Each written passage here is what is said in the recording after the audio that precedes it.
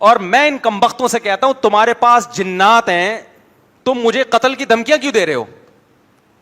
تمہارے پاس جنات ہیں یار, 8-10 جنات بھیجو مجھے اٹھا کے لے جائیں. میرا 68 kg 69 kg یہ میرا وزن ہے, ایک جن سے ایک مولوی نہیں اٹھ رہا یار. بغیرتی کی انتہا ہے یا نہیں ہے؟ تمہارے تو بغیر تو تمہارے جن بھی بغیرت ہیں, اور کسی کے جنات کو میں بغیرت بول رہا ہوں اور پھر بھی جن کو غیرت نہیں آ رہی اور کچھ کہہ نہیں رہا مجھے, اس کا مطلب پرلے درجے کا بغیرت ہے تمہارا جن بھی اور تم بھی. نہیں آئی بات میرا خیال ہے سمجھ میں. ابراہیم علیہ السلام نے بتوں کو کیا کہا تھا کہ تم ان بتوں کے سامنے مسٹنڈوں کی طرح کیوں جھکے رہتے ہو؟ انہوں نے کہا ہمارے باپ دادا اور یہ ہماری بگڑی بناتے ہیں. انہوں نے کہا انتم و آباؤکم فی ضلال مبین, تم بھی, تمہارے باپ دادے بھی اور یہ بدھ بھی ہیں, یہ سارے لچر ہیں, بالکل کچھ بھی نہیں کر سکتے. الہم ارجل یمشون بہا, کیا ان کی ٹانگیں جن سے چل سکتے ہیں؟ کیا ان کے پاؤں ہاتھ ہیں جن سے پکڑ سکتے ہیں؟ کیا ان کی آنکھیں ہیں جن سے دیکھ سکتے ہیں؟ کیا ان کی زبان ہے جن سے بول سکتے ہیں؟ میں کہتا ہوں تمہارے پاس کروڑوں جنات ہیں جو سنگ دل محبوبوں کو قدموں میں لا کے رکھ دیتے ہیں اور کاٹ کر کے اولاد کروا دیتے ہیں. تم میرے سر کا ایک بال تو نوچ کے دکھا دو یار.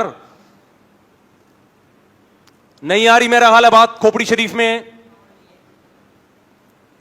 کھوپڑی ہوگی تو باتیں کھوپڑی میں آئیں گی. میرے بھائی یہ کچھ نہیں کر سکتے تبھی تو عامل بنتے ہیں. کبھی کسی ڈاکٹر کو عامل بنتے ہوئے دیکھا آپ نے؟ کیونکہ وہ بہت کچھ کر سکتا ہے, اس کے پاس پیسہ کمانے کے جائز طریقے بہت ہیں, اس لیے وہ کبھی بھی عامل نہیں بنے گا.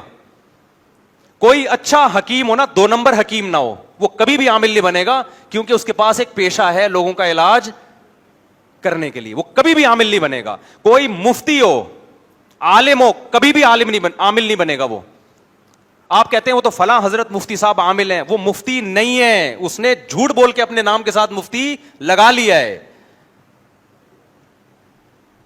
کوئی ذی استعداد عالم ہو کبھی بھی عامل بولو نہیں بنے گا.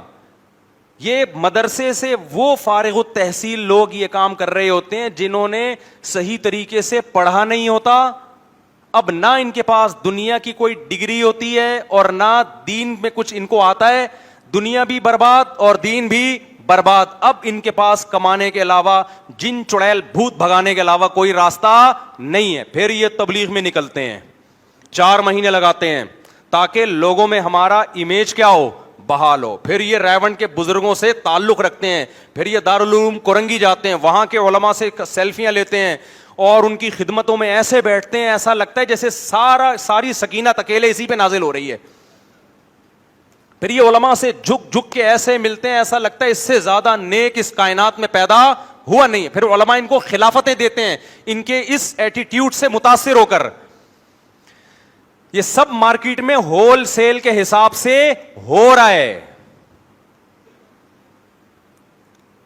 اور اب انہوں نے دبا کے شادیاں کرنا بھی شروع کر دیا. میرے پاس جب کوئی عامل آتا ہے تو اپنی 4 شادیوں کا حوالہ دیتا ہے. پھر میں کہتا ہوں کرتے کیا ہو؟ کہہ رہے میں جن بھگاتا ہوں. برباد کر دیا, 4 عورتوں کی زندگی برباد کر دی.